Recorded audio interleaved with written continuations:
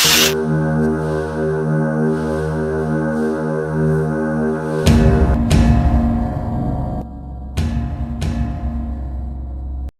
Friends, good morning. పొద్దునే కుక్కని తీసుకొని మార్నింగ్ వాక్కి బయలుదేరాను. ఊర కుక్కే ఇది. నా దగ్గరికి దానికి 1 month ఉన్నప్పుడు వచ్చింది నా దగ్గరికి. ఎందుకని అంటారు కదా, రుణానుబంధ రూపేణ పశుపత్ని సుతాలయ అని. దానికి నాకు ఏ రుణం ఉందో ఏమిటో మరి. 2014-15లో అంటే ఆ ఇయర్ లో వచ్చింది. ఇంకా అప్పటి నుంచి నా దగ్గరే ఉండిపోయింది. మధ్యలో 1-2 సార్లు గంగిరెద్దుల వాళ్ళు అడిగారు.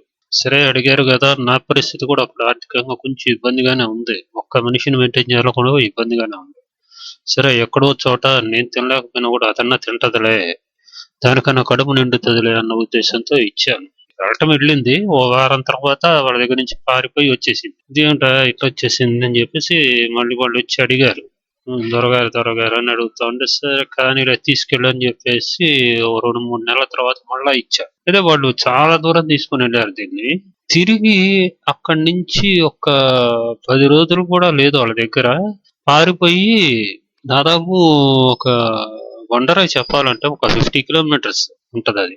అక్కడి నుంచి వారం రోజులుకి నా దగ్గరకు వచ్చింది. వచ్చి అసలు ఏడ్చేసింది. ఇంకా నాకే అనిపించింది. ఇంకా ఆ రోజు నుంచి మా ఇద్దరి బంధం అనేది అలాగే ఉంది. ఇంతకీ దీని పేరు చెప్పలేదు కదా, చింటూ. మా అమ్మాయి పెట్టింది పేరు. ఎవరిని ఇంట్లోకి రానిదు. ఇది కట్టేసిందని గేటు బయట నుంచి అడిగి వస్తారు తప్ప ధైర్యంగా ఎవరు ఇంట్లోకి రారు.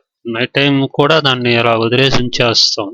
కాకపోతే ఈ మధ్య ఏంటంటే ఫస్ట్ నుంచి ఎందుకు కట్టేయటం అలవాటు చేశానంటే, అది వీధిలో పోతున్న వాళ్ళు ఎంబడ పడటం, అంటే బళ్ళెంబడ పడేది తప్ప కరిచేది కాదు.